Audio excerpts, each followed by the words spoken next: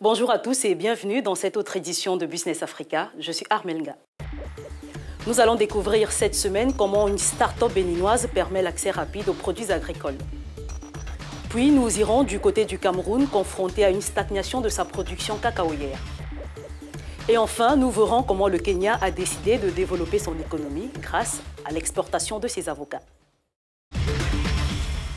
À la découverte de la start-up béninoise Jinukun, spécialisée dans le commerce en ligne des produits issus des fermes agricoles locales.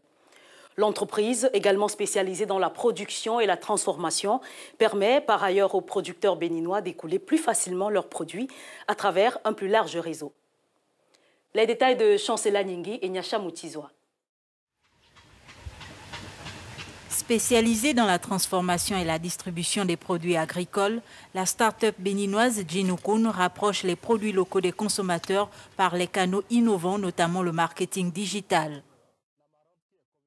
Nos clients commençaient par nous demander, mais si on vient chez vous, on trouve des trucs, du riz. Est-ce qu'on ne peut pas à côté avoir des poulets locaux, de la viande locale, tout ça? En décembre, nous avons fait des packaging où nous avons fait du riz local, plus des poulets, et nous en avons beaucoup vendu. Ainsi, Jinukun commercialise et valorise le Made in Bénin exclusivement sur son site internet. C'est ici que nous concevons et exploitons le site internet et notre application mobile également. Vous avez la partie marketing et la partie livraison qui est réunie dans cette enceinte. Un service qui facilite la distribution pour le grand bonheur des clients. J'ai opté pour Jinukun à cause de la rapidité, parce que je n'ai pas forcément le temps d'aller faire le marché. Et dès que je les appelle, en un temps record, ils viennent me livrer les produits. Après le Bénin, Jinukun vise d'autres pays du continent.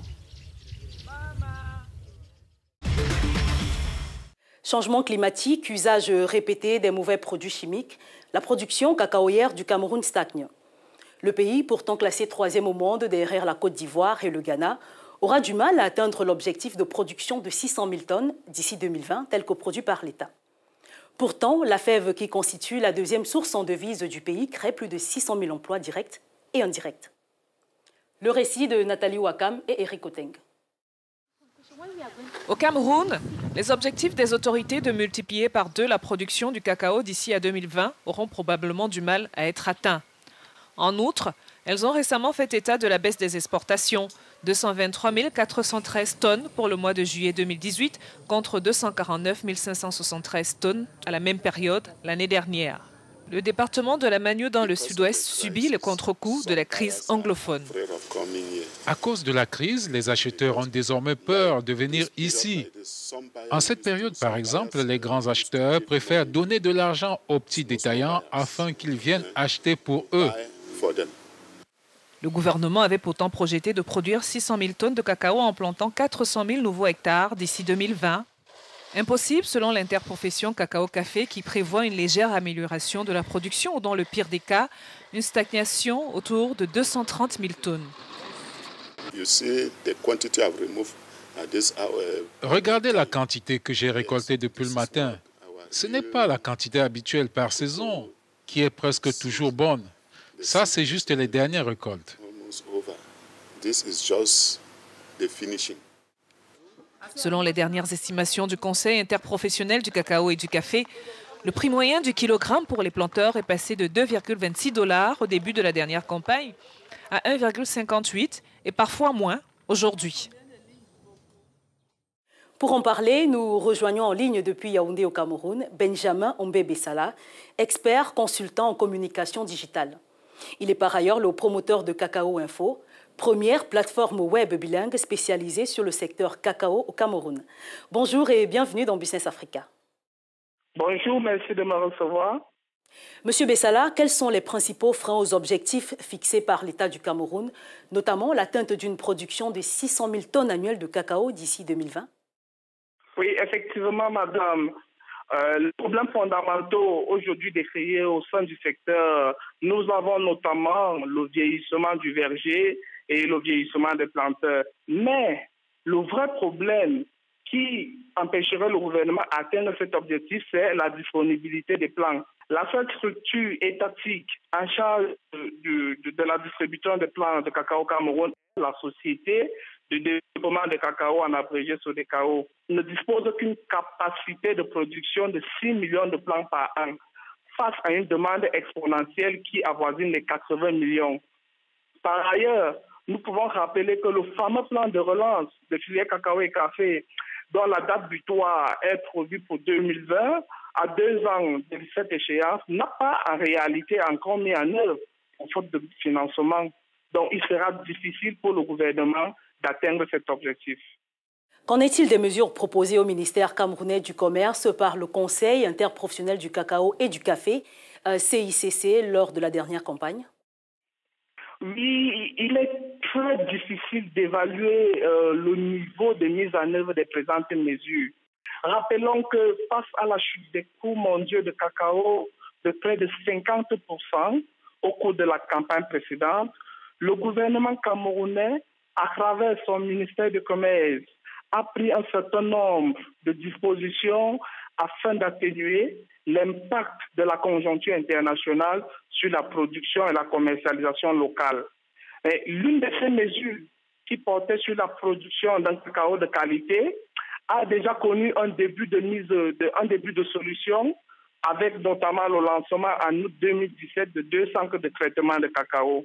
Les autres points, à savoir la création des unités de transformation locale, l'instauration d'une prime qualité aux producteurs, l'augmentation de la redevance versée aux producteurs et notamment la réduction de la redevance à l'exportation qui passe désormais de 150 à 75 francs, soit une baisse de 50%, sont vivement attendus. La crise dans la partie anglophone du Cameroun peut-elle être considérée comme un frein à l'atteinte de ces objectifs?